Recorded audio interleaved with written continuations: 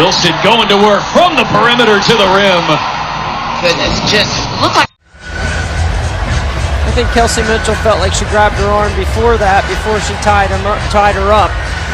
Skip Bayless didn't hold back his outrage when Caitlin Clark was immediately targeted after her last to AJ Wilson in the game where the East is dominated the Fever. He couldn't believe the immediate wave of criticism that was directed at Clark, with accusations flying that her fame and achievements were more product of her skin color than her abilities on the court. This narrative is nothing new, but it's more dangerous than ever. Here's the undeniable truth: Caitlin Clark dominates the unborn not because of her race, but because she's simply that good. This debate over race only distracts from the real conversation we should be having. How do we acknowledge and celebrate true greatness? So here came this white girl from Iowa. And I started watching the WNBA much more closely than I ever had, and I started to think deep down, and my psyche, wait a second.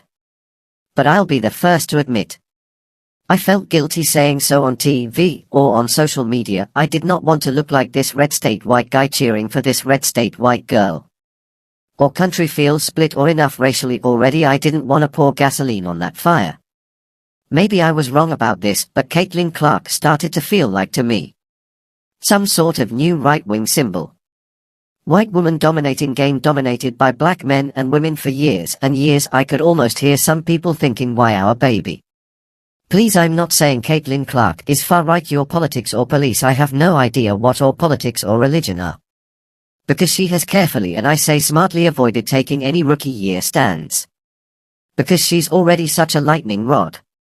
But obviously, I know what a powerful point of pride basketball has been to the black community in this country.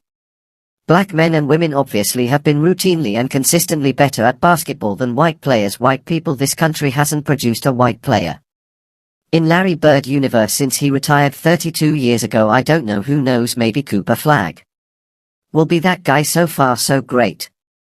That's a long way to go. Ever since Caitlin Clark stepped onto the professional court, the spotlight has been relentless. Some argue she's received a pass because she's white, while others claim her success is due to privilege rather than skill. The noise surrounding her ascension to the on-by has overshadowed her undeniable talent. AJ Wilson, the star of the Las Vegas A.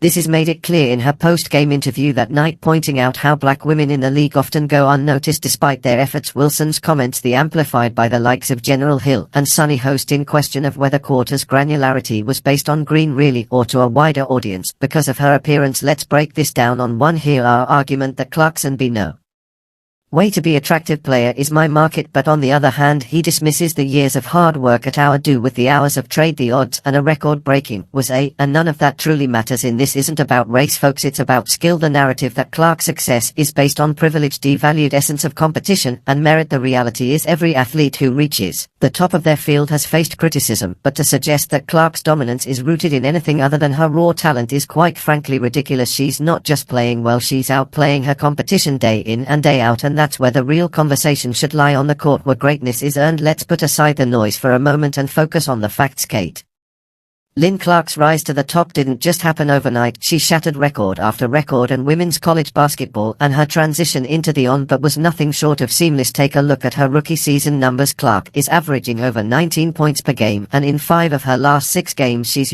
past 24 points. For consistency is unparalleled.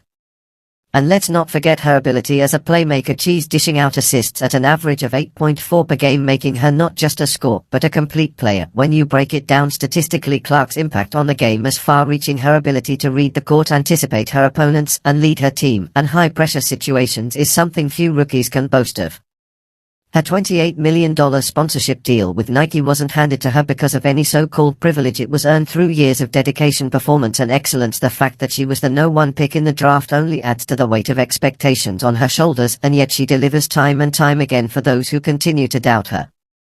Let the numbers speak for themselves. Caitlin Clark isn't just meeting expectations, she's shattering them. But despite all this, there are still those who attempt to discredit her achievements because of one game, one loss in the highly anticipated matchup between the Aces and the Favor. AJ Wilson showed why she's considered one of the league's most formidable players. The Aces, led by Wilson, who is currently averaging a staggering 27.3 points per game, dominated the Fever. Wilson's performance that night wasn't just about scoring. She became the WNBA's single-season scoring leader, a title she rightfully earned. But for Caitlin Clark and her Indiana Fever team, it was a rough night. Clark, who are been carrying her team to the season, struggled to find her rhythm, and in the aftermath the criticism was swift. But let's take a step back. Every great player has faced setbacks, and this was no different. The narrative that Clark was exposed to, that her talent was suddenly in question because of one loss, is not only unfair, it's absurd. Just like Michael Jordan faced relentless pressure from the bad boy Detroit Pistons early in his career, Clark is now facing her own set of challenges, and just like Jordan shall rise above them. The truth is, greatness is forged in adversity.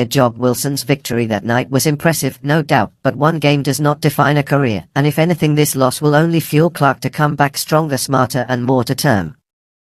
And that leads us to what the Fever need to do next, how they can bounce back and claim their redemption. The Indiana Fever may have lost that game, but Friday's rematch presents a golden opportunity for redemption. If they want to bounce back, to the need to approach the game with a fresh mindset and a sharper strategy. First and foremost, defense will be key. The Aces have been the highest scoring team in the league, putting up 86.4 points per game, while Caitlin Clark and Kelsey Mitchell will need to be the focal points of the Febreze offensive efforts. Kelsey Mitchell has been a constant offensive threat, averaging 19.3 points per game, while Clark has been a dual threat, scoring in setting up her teammates with precision. Mitchell and Clark need to combine their talents, playing fast and aggressive base Cobalt, utilizing their team speed and chemistry. It's not just about outscoring the Aces, it's about playing smarter. Aaliyah Boston and Dallas Smith also have pivotal role to play, especially in protecting the glass and controlling the paint against Wilson. This is the Favor's moment to prove they're more than just Caitlin, for they're a team that can stand tall against the league's best, but to do so they need to bring their game and every aspect. Their defense must tighten, their offense must click, and most importantly their resolve must be unshakable. And Caitlin Clark above all will need to show the world once again why she's the future of this league. As Skip Bayless himself noted, it's not just the physical challenges Caitlin Clark faces on the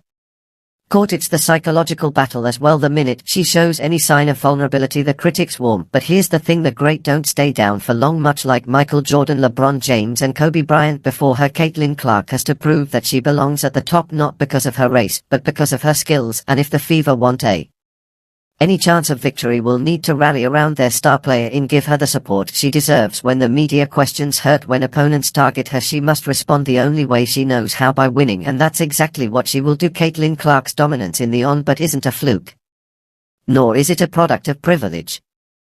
It's built on her work ethic, her talent, and her ability to rise to every challenge. And as Skip Bayless pointed out, the judgment she's facing is both premature and unfair, but like all the greats before her, Clark will prove her worth on the court, one game at a time. The on-by can be built on Caitlin Court's shoulders if she can carry that weight.